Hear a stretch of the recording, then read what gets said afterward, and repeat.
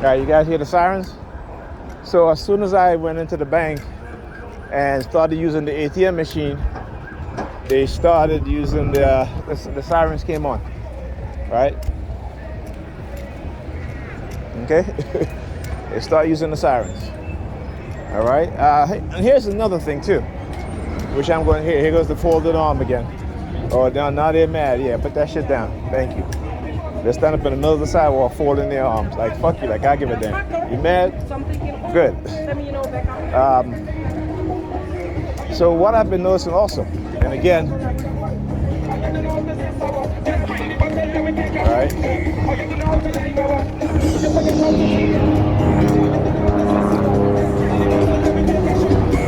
What I've been noticing also, like I said, see now there's all this music, all the loud shit now.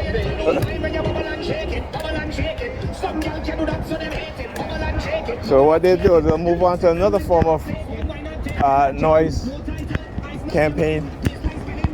Okay, and you hear the fire trucks in the background too, but you might not hear it, and they do it to cover up. You see, again, so why is that music so loud as the fire trucks in the background?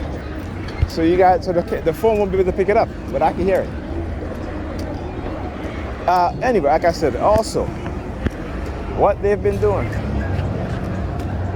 There are certain black YouTube content creator that I've noticed that when you know I always watch, and recently again recognizing what it is that they're doing, the pattern.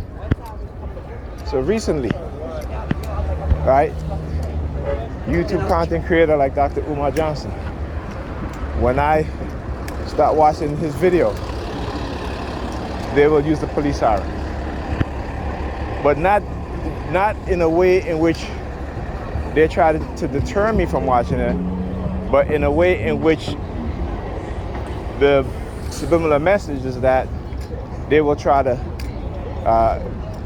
manipulate these individuals so that they can be arrested. So Dr. Umar Johnson, who else? Dr. Boris Watkins is another one. Okay. Who else? And it's usually black men. Now they used to do that too with the late great Kevin Samuels. Okay? Noise can't say. Alright?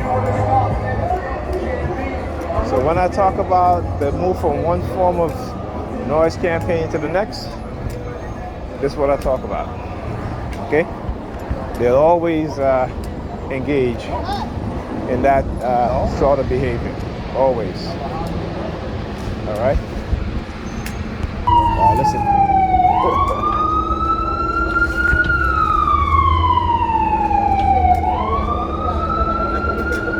Listen.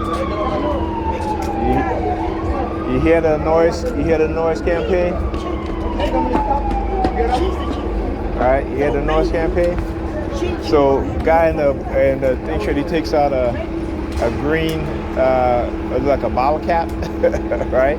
And he starts pressing it with his thumb and showing it to me. Be on the sneak tip. Hopefully I got it on video. I wasn't looking at the camera, at the screen I should say. So yeah. Like I said, when they try to silence you, that's how they will do it. That's how they will engage in trying to silence you. Right?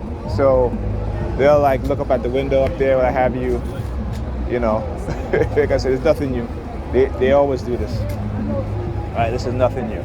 So what you're going to see now, again, they're going to be using their thumb the most. They're going to be using their fingers a lot. You'll see them moving their hands, a lot of hand gestures. This is where I did the noise campaign, because when I came out the house, like I said, they always are surveilling me to see if I'm recording, right? And once they know, they send them, at times they'll be right outside waiting. But I think I've exposed them enough that they don't even do that as much anymore, but they still do it. But yeah, this is what they'll continue to do, right? And so yeah. Anyway, as I was saying, so you had those individuals, right? Dr. Umar Johnson, Dr. Boris Watkins, Dr. Claude Anderson, right? Now, when you go look at those YouTube channels, those content creators YouTube channels, you'll see these are pro-black individuals who talk about black independence, black upliftment. Anyone, like I said, any black person, right, that tries to help black people, to uplift black people, they will try to set them up. Okay? This is why we have no black leaders today. We have no black leaders today. None. Okay? Name me one black leader today that is doing anything significant for black people. And you'll find none. Why? Because again, they have controlled and conditioned the minds of the vast majority of black people. All right? We are a people who are not protectors of our children. We hand them over to whatever beliefs that have been conditioned into us, that has been detrimental to us. We hand them over in the hands of the white racists on the police force, as well as the black racists on the police force, the Asian racists on the police force, the Hispanic racists on the police force. We march when our youths get killed and our young men and women get killed by the police. Okay? I understand the different mindset. And you have white people and Hispanic people who are racist could storm the U.S. Capitol because they felt that they didn't want to accept the truth. And they're able to protest in the tens of thousands and attack the U.S. Capitol building. They're showing you. They don't march and they don't protest. Right? They try to overthrow the government. So, again, you can't, like I said, show me a black leader today. And they've used our very own people, my very own people, to destroy future black leaders.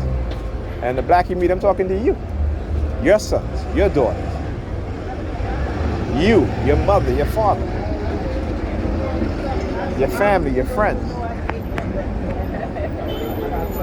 And we allow it to happen. Now you talk about where God, and yes, your black people talk about, oh, you're God's people. How are you God's people? How are you God's people? Okay? So if you call yourself God's people, what about the white man and the white woman? Are they not God's people? What about the Arab man and the Arab woman? Are they not God's people? Surely they're more of God's people than you are. Because they're in a better position. And you're not. And you can pull all the quotes out of the Bible all you want. Because you know what? My grandmother, grandfather, they're dead and buried. They were saying the same thing too. So we keep perpetuating bullshit to the next generation. Right? Because the only how that we can fight back in our feeble mind is by pulling out the Bible and quoting scripture. This is the level in which we've been reduced to. Right? And so, as a group, all right, and this is not an insult, we are a feeble mind. And so what do? Those within our community who try to uplift black people, we want to create a feeble mind within them as individuals. Because as a group, we don't have the ability, we don't have the will, we don't have the power to change our circumstances. And we don't want to, because they've conditioned us not to want to. So until you understand that, right? Until you understand that is when you will change your mindset. Until you start seeing the truth is when you will change your mindset. Other than that, we're going to keep living in a delusion, believing in fantasies. Look at our women today. The fantasy is what is running their mind, right? And the fantasy is opposite of the reality. So what does that tell you, right? Who's lost? Okay, I'll talk to you guys in the next video.